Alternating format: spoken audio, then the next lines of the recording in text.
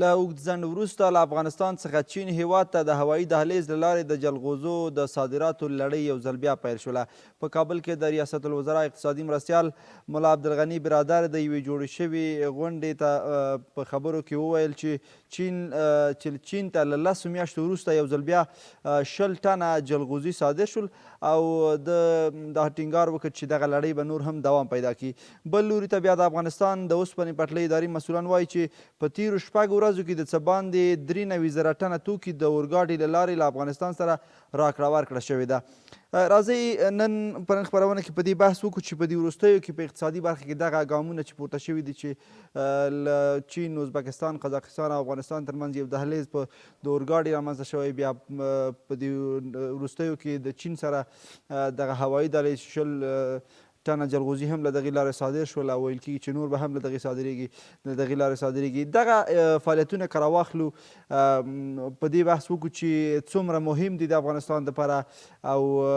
دغه د راتلونکي د افغانستان د اقتصاد د روښانتیا لپاره دغسې ګامونه څونه مهم او ضروري دي او مهمه څه ده چې په کومه برخه کې باید له دغه دهلیزونو څخه استفاده وشي، یعنې کومو توکو ته باید اولویتونه ورکړل شي چې له افغانستان نه د هوایي دهلیز له لارې نورو هیوادونو ته لاړ شي یا له نورو هیوادونو افغانستان ته راشي یا د اورګاډي له لارې نورو هیوادونو ته لاړ شي. په همدغه موضوعات باندې تم کېږو. په خپرونه کې را سره اقتصادي شنونکی محمد نبي افغان میلمه دی. افغان صاحب تاسو ته مخ پرونې ښه راغلاست. ستړي مه شئ. سلامونه تاسو ته. افغان صاحب لکه څنګه چې ما مخکې په مقدمه کې هم یادونه وکړله، لومړی که دا یوه رڼه د اسلامي امارت په دغه حکومتولۍ چې راغلې ده دلته په افغانستان باندې حاکمیت ترلاسه کړی دی، یعنې د دوی دغه حکومتولۍ کې چې کوم اقتصادي فعالیتونه شوي دي، کومې پروژې عملي شوي دي یا د نورو هیوادونو سره قراردادونه شوي دي، لکه چې څو نمونې اوس ما چې مخکې مقدمه کې هم یادونه وکړله، یو اقتصادي دهلیز د چین، ازبکستان او قزاقستان د افغانستان ترمنځ رامنځته شو د اورګاډي له لارې. البته بیا چین سره دغه اوسنی دهلیز هوایي چې اوس بیا پرانیستل شو، 20,000 ټنه جلغوزي هم ځینې صادر شول. دغه فعالیتونو باندې که رڼا واچوو، څومره د افغانستان دپاره دغه اقدامات هیله بښونکي دي او د افغانستان یو روښانه اقتصادي حالت سړی پکې ویني؟ مننه. خبره داسې ده لکه څنګه چې تاسې ویلې، موږ یو څو ورځې مخکې له چین سره د ریل ګاډي له لارې وصل سو چې دا د افغانستان یعنی مخکې هم دا سوي وو، اما دلته هغه یو موضوع مطرح وله چې مقابل طرف ته قیمت نسو ورکول کېدی. هغو چینایانو ډېر په دې تاکید کاوه چې له دې چې بیرته دا کوم توکي ته یو طرفه به راتلل، موږ ته به ګران پرېوتل، ځکه له دې خوا به چې کوم توکي بیرته تلل په هغو کې به ډېر قاچاق کېده. او دویمه خبره، چین سره چین ته هغه تضمین هغه موجودیت نه و، هغه تضمین موجود نه و چې دوی په پراخه سینه دلته راکړه ورکړه وکړي او دوی اطمینان سي. دوی د امنیت له لارې ډېر په تشویش کې ول، ځکه له دې ځایه له افغانستان نه په دې تېرو 20 کلو کې د قاچاق د مخدره موادو یا د هغو توکو چې هغه چین ته یا نورو هیوادو ته یعنې د دوی ویره دا وه چې د افغانستان مخدره توکي د هیوادونو په دغو موادو کې په دې توکو کې به هغه جای په جای کېدل او بیا به هغه هغلته وړل کېدل. بار به څو وارې ونیول سول، یعنې له دې خوا له هغه خوا به توکي راتلل، له دې خوا به نه تلل، نو هغه به افغانستان ته هم ګرانه پرېوته او چین ته به هم ګرانه پرېوته. حالانکې چې دا ډېره یو نږدې او یو ډېره اسانه لار ده، هم د نرخ له نګاه نه او هم د وخت له نګاه نه د افغانستان لپاره ډېره ګټوره لار ده. او دویمه خبره بیرته له دې خوا نه د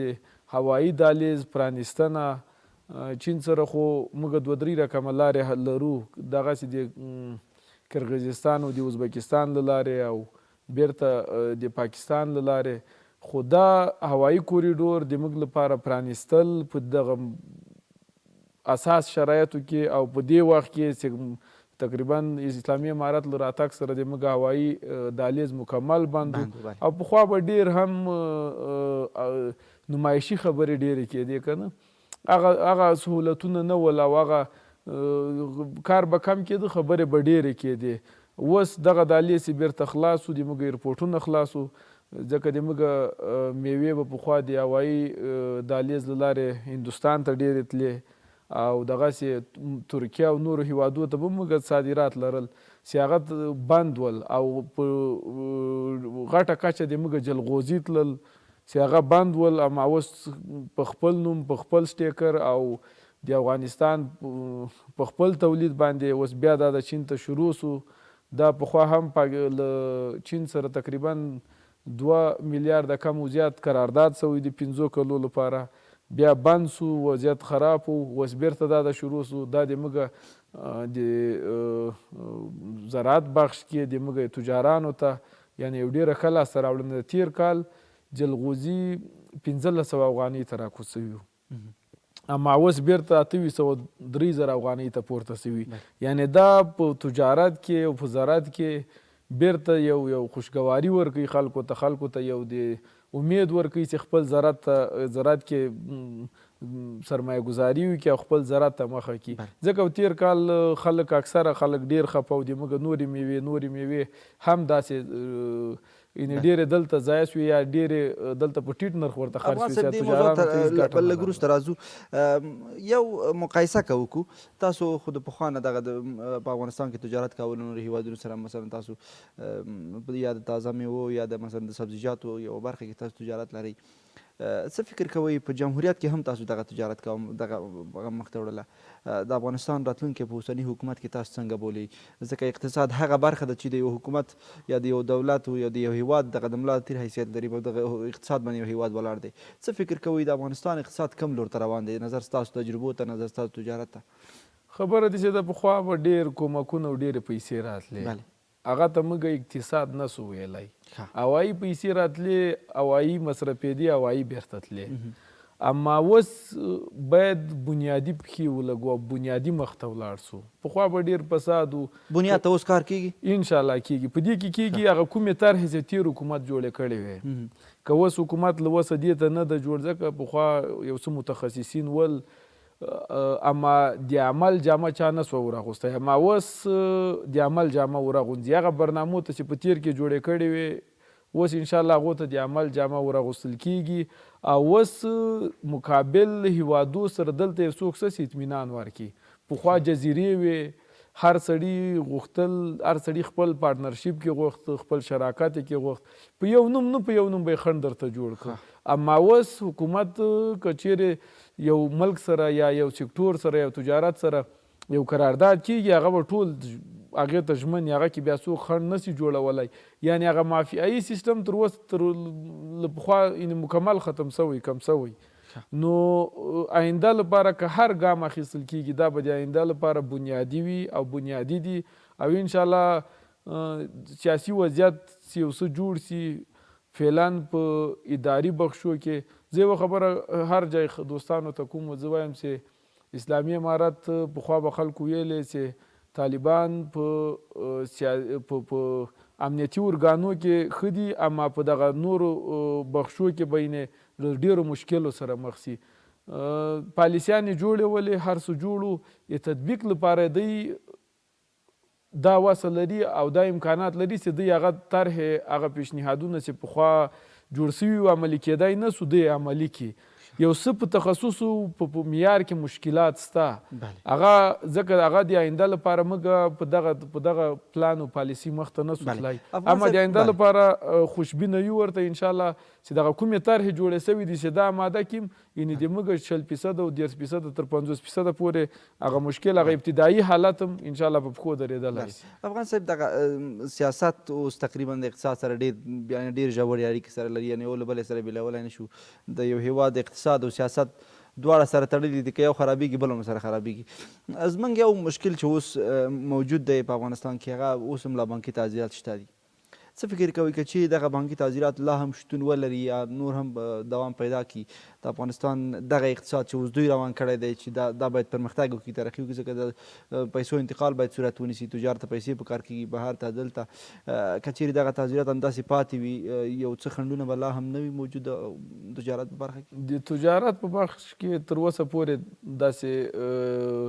ښکاره ښه والی نه ده راغلی. له نورو هیوادو سره اړیکو کې دا چین او روس دغه اوس یو نوی باب خلاصوی ده. غټ مشکل د موږ سیاسي ده. سیاسي مشکل دا ده چې حکومت باید دغه بعضې موضوعاتو ته فکر وکړي، ځکه ټول افغانان باید کرا ونغاړي. موږ تېرې څو وارې دا حکومتونه چپه سوي راغلي تللي دي. ښه خبر دا یو ښه چانس ده د افغانانو لپاره. ټول افغانانو ګډ کور د ټولو ته باید دا حکومت وښیي چې راسئ دلته سرمایه ګزارۍ مو کوي. تر ډېره لیدل کېږي هغه سیاسیون چې پخوا دلته ول هر یو جزیره و بل و د هغو له خبرو د بعضو یې معلومیږي چې هغه بیرته لیواله دي چې خپل ملک ته راسي. اما اسلامي امارات باید یو څه ځای پوښتنه کوم که چیرې مثلا تاسو یادونه وکړه چې نور تجاران ته باید غږ په وکړي چې راشي په افغانستان دلته پانګونه یا سرمایه ګزاري وکړي. پانګونې سرمایه ګزاري دپاره اوس شرایط برابر دي؟ سیاسي وضعیت ته په کتو خارجیانو ته نه دي برابر، اما افغانانو ته چې هغه څوک دلته وتلي دي هغو ته برابر دي. خو موږ تاسې افغانان د بېسوادۍ کچه هم دومره لوړه ده، موږ په سیمو کلي کور کې مشکلات لرو. د یو چا یې تره زوی و پخوا په هغه خوا کې و، دی په دې خوا کې و، دلته یې پیسې لرلې، هغه اوس تللی خارج کې ناسته. زړه نازړه ده چې راسم، آیا د ما دلته حیثیت خو به ضربه نه رسیږي، دلته هغه کلي کور بعضې مشکلات وي. نو د هغه له وجې بعضې خلک بعضې تجاران هم اکثر هم اوس هم په خارج کې د هغه ډارېږي یا وایي چې ودرېږه وضعیت کومې خواته ځي. ښه خبر دا ده چې مخکې له دې نه چې هغه دوی ته باید اطمینان ورکړی سي او حکومت قدم پرې ور واخلي. دوی ته باید دغسې برنامې ورمخته کړي چې دوی چې ځان کې وګوري چې دا ملک ده او دلته باید خپله سرمایه ګزاري وکړو او دلته خپل فعالیت وکړو. هغه هېوادونه یې موږ په ګټه نه دي او اکثره تجاران هم دلته یې غټې غټې سرمایه ګزارۍ کړي دي، نیم په خارج کې دي، نیم یعنې په مزلزل حالت کې دي، داسې د هغه نسته ورته په تشویش کې دي چې راسو رانسو وضعیت کومې خواته ځي. ښه خبر دا ده چې دا سیاسي وضعیت ته خاتمه ورکړي. سیاسي وضعیت کې ټول افغانان، یعنې ما دا خبرې معلومیږي میډیا کې هر یو پخواني غټې غټې مافیاوې اوس یې زړه دې ته ښه کړی د خبرو یې دغسې معلومیږي چې غواړي چې خپل هیواد ته راسي، یو څه تضمین ورته موجود سي. افغان صاحب حتما به ورسره کښېنئ، د تجارانو ورونو سره به کښېنئ، خبرې به کوئ ورسره، ستونزې مشکلات به شریکوئ، هغه څه چې دوی غواړي په افغانستان کې دوی دپاره ایجاد شي، تاسو سره شریک کړي دي څه دي؟ دوی د افغان حکومت نه اوس څه غواړي چې څه ورته مهیا کړي، څه ورته برابر کړي، تر څو راشي په افغانستان کې پانګونه وکړي، په ازاد ډول تجارت وشي، اقتصاد مو سره مخکې شي. که څه یو لږ ګټه پکې د دوی ده یا ډېره ګټه پکې د دوی ده، لږ خو د حکومت هم پکې ده، لږ خو د عامو خلکو هم پکې ګټه شته ده، چې راشي دلته کښېني مشورې سره وکړي. د دوی غوښتنې به څه وي د افغان حکومت؟ اصلي خبره دا ده چې دلته یو خلک دا پخوا تېر سي څه سوي ول، څه راغلي وو. زه بار مخکې مې هم دا ویلي دی، موږ ته کې تجارت د تجارانو عمومي کور ده. اوس وزارت تجارت یو غونډه نیولې ده انشاءالله را روانه پنجشنبې، چې هغه کې موږ ته هم بلنه راکړې. خبر اصلي دا ده چې موږ تجاران خپله یو څه په بدبختیو کې اخته یو، موږ خپله لامل د دې سوي یو. دا اوس د موږ وتا کې تجارت باید ډېر کارونه دی کړي وای، نیم وزارت دی اما دلته دغسې ناخوالې دي، دغسې بدبختۍ موجودې دي. خو د اتاکو کې اوس تقریبا شپږ اتاک اته اتاکه دی موږ، دا باید یو ګډه همغږي ولري چې اوس وزارت ورته پام سوی ده او دې کې باید ډېر تغییرات راوستل سي. ډېرو کلونه بعضې افراد و اشخاص موږ وینو چې پخواني دي، ځکه دلته باید کار وسي، دلته نوي. افغان صاحب یوه نیوکه چې زه په تجارانو ورونو باندې لرم او زیاتره هیوادوالې هم لري دغه نیوکه، چې مثلا د افغانستان نه چې دوی پیاز صادروي نورو هیوادونو ته بیایي، یعنې ما په خپلو سترګو موټر ولیده چې پیاز یې راټول کړي دي، چارچاپېره پیاز ایښي دي، په منځ کې ورته رینجر درولې د دولتي، دا یې د چا نه اخیستې ده یا یې مثلا پټه کړې ده، چار حساب دی، دا یې په پیازو منځ کې پټه کړې، دا تېروي نور هیوادونو ته. دغسې کارونو مخه که چیرې تاسو سره خپلو کې راټول شي، یو فیصله سره وکړي چې خپلو کې دغسې یو تعهد سره وکړي چې د ملت سره به خیانت نه کوو، د هیواد سره به خیانت نه کوو، د دغه ملي ګټو سره به خیانت نه کوو، نه ده شونې چې مخه یې ونیول شي پرته له دولت نه، پرته له دې نه. موږ بار دغه تقاضا ورته کړې ده. دغه موضوع زیاته زه خپله ترانسپورت سکتور کې هم فعالیت لرم او ډېر خصوصا په اتاک کې چې اوس جوړېدونکی ده، په هغه کې موږ دغه غوښتنه کړې ده. دا پنځه ګوتې لاس یو رقم نه دي. حکومت هم ویلي چې دغه څو وزارتونه باید په ګډه، زموږ ترانسپورت وزارت خصوصا باربري بخش کې اوس ډېر ښه پلانونه لري، یو څه مشکلات سره لرو، خو دا انشاءالله د آینده لپاره ترانسپورت ډېر مفید دي او ډېر ګټور دي. دغو موضوعاتو ته انشاءالله هغه خیري د پای ټکی انشاءالله کې کېښودل کېږي. اوس حکومت دغو موضوعاتو ته فکر سوی دی، موږ هم ورته فکر ده څنګه وکولی شو چې موږ همسایه هیوادو ته تضمین ورکړو، څنګه موږ په داخل کې بهتري راوستلی سو، په شرکتو کې، په ترانسپورټو کې، په موټردارو کې، څنګه دې ته ورکشاپونه جوړ کړو چې له یوه ځایه بار سي، هغلته هغه تضمین موجود وي چې مقابل طرف ته ځي، هغه دا اوس موږ پاکستان ته ځو یا ایران ته ځو یعنی د موږ موټرو ته په اکثره وخت کې دوی خنډ جوړوي دوی ډارېږي چې له دې ځای نه قاچاق کېږي نو هغلته که چیرې یو موټر راوړي په هغه باندې 20 دقیقې او 25 دقیقې اوړي چې دا چک کوي که ګوري بیا په هغه باندې دغه د چک کېدو ټکسونه اچوي چې دا ډېر ګران تمامېږي. ښه خبر دا ده چې موږ سکتور باید له حکومت سره په ګډه او همغږي اوسیږو او هغه افراد و اشخاص سکتور ته رامخکې سي سکتور بخش کې رامخکې سي چې هغه وکولی شي چې دغه واټن ختم کړي او عملي کارو ته اوس زموږ د اتاکو او زموږ د تجارانو د اتاق تجارت یا د وزارت تجارت دغه پالیسی ده چې باید خلکو ته وایي تجار ته وایي چې سږ کال پاکستان ته څه شي پکار دي ایران نه به څه شي راواردو څه شي موږ ته ضرورت دي په څو به خرڅېږي مقابل طرفو سره باید دوی څنګه همغږي ولري هغو ته باید هغو نه باید څه شي وغواړو چې څه کال تاسې دا وکړئ موږ به دا درکو یعنی هغه متقابل تجارت ته زمینه څنګه برابره کړو حکومت ته باید مشورې ورکړي چې موږ څه کال یعنې په یو نرخ څه ورته وټاکو دا اوس یو څه وخت مخکې د معدن وزارت چې هغه نرخونه جګ او ټیټ کړل د موږ تجارانو ته ډېرې غټې ضربې ورسېدې په زغالو کې ځکه پخوا به له معدن نه 1 ټن زغال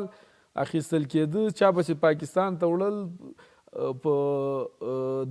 4000 افغانۍ نن سبا نرخ په معدن کې راکوز شوی 2000 افغانۍ ده نو حکومت ته وویل شي چې وروره په دې شي کې تاوان ده دغه کې مشوره ورکړل شي دې کې دا ګټه ده دا تاوان ده دغه کې باید څنګه قدم جګ کړو څنګه په قدم لاړ شو تجارت هم باید نظر وکړی شي مزدور کار هم باید نظر وکړی شي دا ټول مسؤلیتونه د موږ د وزارت تجارت او د اتاق تجارت دي څنګه کولای شو چې یو همغږي رامابینځته شي څنګه کولای شو چې موږ صادرات وکړو نورو هیوادو ته لاره څنګه ورته جوړه کړو ډېرې پخوا نه دغه سیستمونه ول اوس بعضې موږ تجاران یا بعضې ورونه وایي چې موږ دغه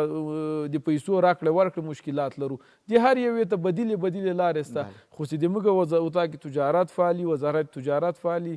او د تجارانو سره امروزه دغه خپل مشکل ترې واوري مشکل ورسره شریک او هغه ته د الله را وټاکي. افغان صاحب یو مشکل بل هم یعنی د افغانانو چې دی چې دوی ورسره مخ دي البته افغان دهقانان وروڼه ترشک وکري مثلا په افغانستان کې زښته بیا په زیاته پیمانه باندې کېږي ترشک مثلا وکري پیاز وکري تازه میوې دي په افغانستان کې دا میوې چې کله حاصل ته رسیږي کله مثلا د دوی هغه د فصل وخت را رسیږي یا خو د دوی نه تجار مثلا داسې وخت راغلی چې رومي تجار ځینې په 25 روپۍ هم اخلي 25 افغانۍ باندې اما داسې وخت بیا بیرته راځي په موږ باندې چې موږ یې په 400 روپۍ باندې مان اخلو بیرته زموږ رومي چې ځي په باډر کې خوسا کېږي ورته لارې څوک نه ورکوي پیاز هم ځي په باډرونو کې خوسا کېږي د دغې چارې د مخنیوي دپاره تاسو څه طرحه لرئ تجاران خپله څه پلان لرئ ورته دولت سره مو شریکه کړې ده دولت ته مو څه پیشنهاد کړی دی موږ مقابل لورو سره رسمي قراردادونه نه لرو چې د هغه قرارداد له مخې موږ ځان عیار کړو ده ته وایي چې ته عیار که ځان عیار که او د هغه مطابق مخکې لاړ سو سږ کال له نورو کلونو بیا هم الحمدلله ښه وو هغه اولو ورځو کې یو څه باډر بند سو دا اوس پاکستان کې آفت راغلی ده هغلته پیاز او رومۍ د موږ سږ کال یې بیخي موږ بزګرو ته ډېر ښه لاسته راوړنه یې لرله ډېرې ښې پیسې وګټلې یعنې نرخونه ښه ډېر لوړ سول مقابل طرف ته بیخي ډېر روان دي د ورځې تقریبا د موږ په اوسط ډول خالد تورخم څلور ګاډي اوړي دا داسې دي چې هغلته دوی دغه کله سیلابونه چې راغلل دلته نرخونه جګ سول هغلته تقاضا زیاته سوله هغه دوی خپل حاصلات ختم سول نو په دې خاطر د موږ پیاز او رومي ته هلته تقاضا بیخي ډېره سوله چې زښت ډېر لاړل یعنې موږ په هر څه ګزاره کولی شو هر وخت زه دلته کله په میډیا کې خبرې ټیټ و پاس کېږي چې موږ باید پیاز او رومۍ پرې نږدو چې دلته ګران سول نو داسې ما بزګر ته یو 15 روپۍ کې پاتې کېږي موږ به یې نه خورو موږ بیا دغه په وچه ډوډۍ هم ګزاره کوی شو اما موږ بزګر ته چې په دې 10 کلو کې یعنې هغه خپله ګټه بیرته نه ده جای په جای کړل دې موقع نه په استفادې هغه باید یو 15 روپۍ وګټي هغو ته یو 15 روپۍ ګران خرڅي پاکستان ته چې سږ کال څومره لاړل انشاءالله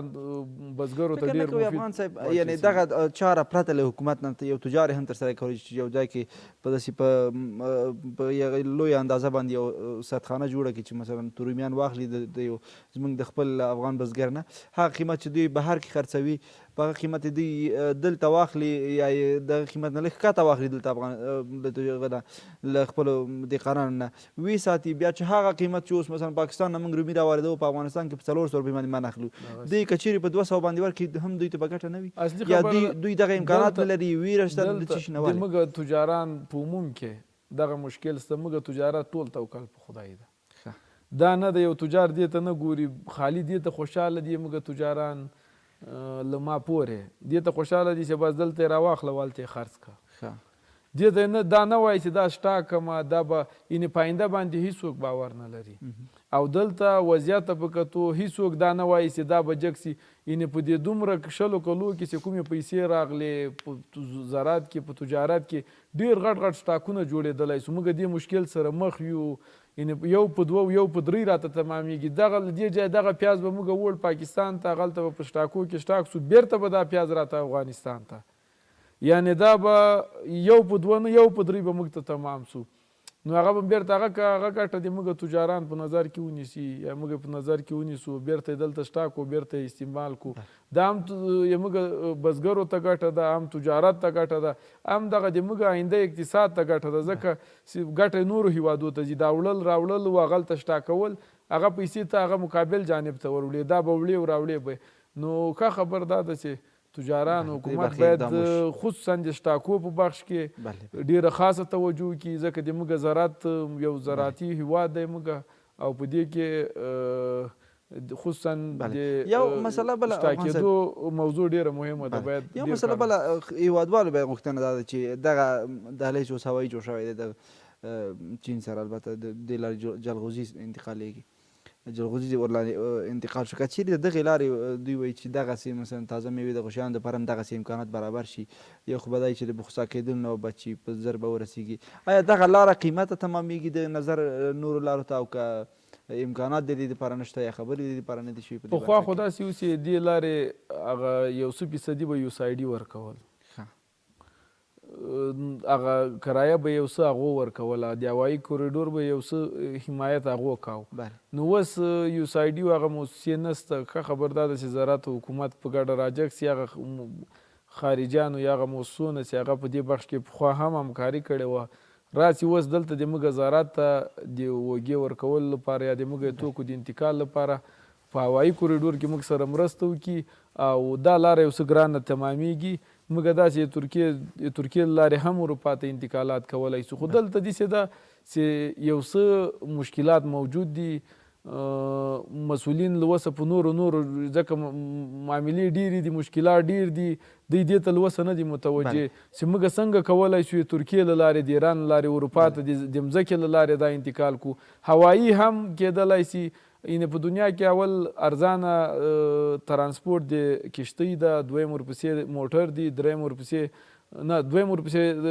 ریلګاډۍ ده دریم موټر ده او څلورم تیاره ده یعنې تیاره قیمته تمامیږي تیاره د ټولو نه قیمته ده بلې تجاران اوس هم زړه ورته که کوي دغې لارې ته یعنې دغسې توکي لکه جلغوزي چې هغلته قیمتونه جګ دي هغه د موږ تجاران اوس هم زړه ورته ښه کوي اما داسې نورې میوې نسو هغه ګران تمامیږي دا بیا دوی ته ګرانه تمامیږي که چېرې هغه ګرانه رومیان د افغانستان نه باري یا پیاز باري دغه نور هېوادونو ته رسوي هغه موږ ته ګران تمامیږي آینده کې د آینده لپاره موږ کولی شو اوس عربي هیوادو ته ځکه د هغو اکثره بله موږ باید په یوازې په یو هیواد باید اکتفا ونه کړو ځکه بدیل باید ولرو دلته موږ باید دغه پروسس د بسته‌بندۍ ډېر دا اوس هم څه تجارانو سرمایه ګزارۍ کړې دي د پروسس د بسته‌بندۍ معیار باید هغو ته پوره کړو هغو ته اطمینان ورکړی سي نو بیا کولی سي اوس دغه هوایي کوریډور کې غټه خبر دا وه چې تضمین موجود نه و ځکه چې توکي هلته ته مقابل جانب ته یو څه ورکوي هغه باید هغه اطمیناني اوسېږي ځکه ډېر وخت په دې مصرفېږي چې دوی چکې کړي او دغه سیکورټي او دغه مشکلات یې هغه قاچاقو مخه کې نیول سوي ځکه بعضې شیان دي هغه په سکنو په دغو شیو نه لیدل کېږي نو مقابل طرف هغه ډېر بې باوره وي په هغه خپلو په هغه انتقالاتو باندې نو ډېر مشکل به پخوا هغه و اوس انشاءالله چې دغه مشکلات تر یو څه حده حل سوي دي نو آینده کې به انشاءالله دا مشکل نه وي او هوایي کوریډور که یو څه کومکونه د خارجي هیوادو وي ځکه هغه یو څه پیمنټ چې پخوا هغه وکړو انشاءالله چې موږ ډېر زراعت او ډېر تجارت به د دې لارې نه بله ډېره زیاته مننه افغان صاحب چې راغلی زموږ بلنه مو ومنله او په دې مهم مسایلو مو هیوادوالو ته معلومات ورکړي. سلامت اوسئ جوړ درنو لیدونکو له تاسو هم نړۍ مننه چې خپرونه مو راسره تر پایه وکتل. تر بلې خپرونې مې په لوی راو سپارم. پاک الله مو مل شي.